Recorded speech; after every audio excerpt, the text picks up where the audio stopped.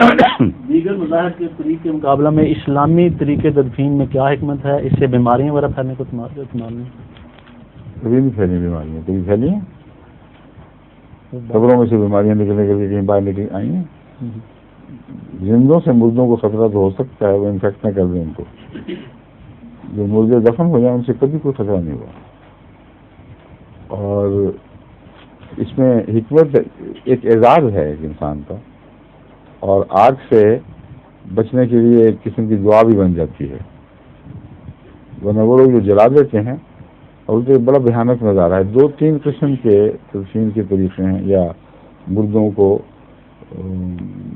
کنارے لگانے کے طریقے ہیں.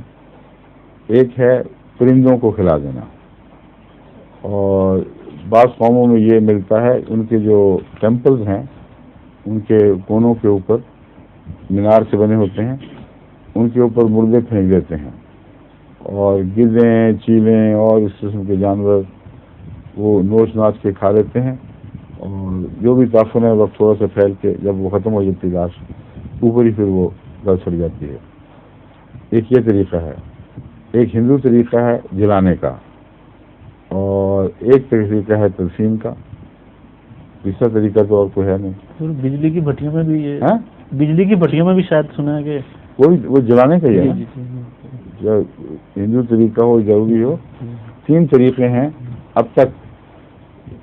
یا پھر اگر کوئی ویسے ڈوب کے مر جائے کہ دریا میں بہے وہ ایک الگ مسئلہ ہے، لیکن ارادتاً لوگ لاش کو دریا کے سپرد نہیں کرتے، جلا کر کرتے ہیں. تو ان میں سے سب سے معذر میرے نزدیک، کم سے کم اپنی فطرت کے مطابق دیکھوں تو دفنانے کا ہے. اور یہی دنیا کی 3 سب سے بڑی مذہبی قوموں میں رائج ہے. چنانچہ یہودیت تدفین کی قائل ہے، عیسائیت تدفین کی قائل ہے، اسلام تدفین کا قائل ہے.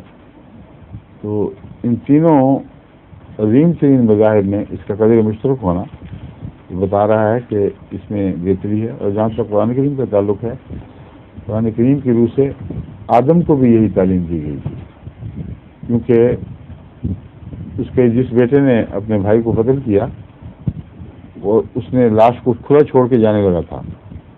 تو اللہ تعالیٰ نے ایک کوا بھیجا، جو کووں میں یہ خصلت ہے کہ وہ اپنے مردوں کو دفنا دیتے ہیں.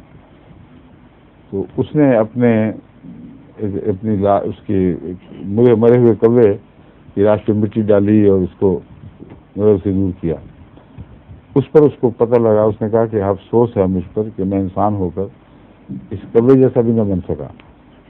تو معلوم ہوتا ہے کہ یہ تعلیم اس وقت سے انسان کے لیے مقدر تھی، اور اللہ تعالیٰ نے اس طریق پر اس بیٹے کو بھی سمجھائی. مگر اگر یہی خدا کا فیصلہ تھا، یہ کیسے ہو سکتا ہے کہ آدم تو لاش کو کھلا پھینک دیتا ہو، لیکن اس کے مجرم بیٹے کو خدا نے صحیح تعلیم دے دی ہو. اس سے میں استنباط کرتا ہوں کہ تعلیم یہی تھی جو آدم کو ملی تھی. مگر یہ کیونکہ بیٹا بگڑا ہوا تھا، اسی لیے اس نے قتل بھی کیا، اسی لیے اس کی قربانیاں قبول نہیں ہوئیں.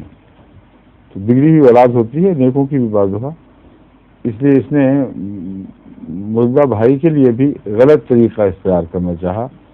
تو اللہ تعالیٰ نے مردہ بھائی کی نیکی کی وجہ سے، نہ کہ اس کی کسی صلاحیت کی وجہ سے، اس کی خاطر اس کو سمجھایا ہے. اور چونکہ براہ الہام کے قابل نہیں تھا، اس لیے خدا تعالیٰ کے سمجھانے کے یہ بھی طریقے ہیں کہ قبر کو نمائندہ بنا کے بھیج دیا. سمجھے؟ سنائیے. ظہور مہدی آخر